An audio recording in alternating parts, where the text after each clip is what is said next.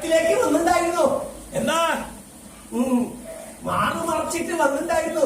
വേണ്ടാട്ട, ആചാരപ്രകാരം ക്ഷേത്രത്തിനകത്തേക്ക് സ്ത്രീകള് കിടക്കണമെങ്കിൽ എന്താണ് മാറുമറയ്ക്കാൻ പാടില്ല. മാറുമറയ്ക്കാൻ പാടില്ല.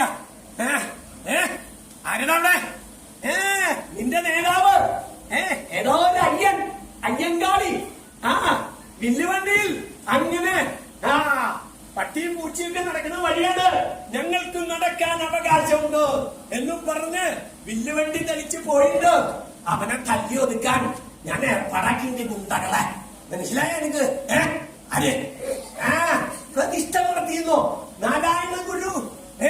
ആചാരലംഘനമാണ്. ആ എഭ്യൻ പറഞ്ഞത് എന്താണെന്നറിയോ? ഇത് ഈ ശിവപ്രതിഷ്ഠ എന്റെ ശിവനാണെന്ന്.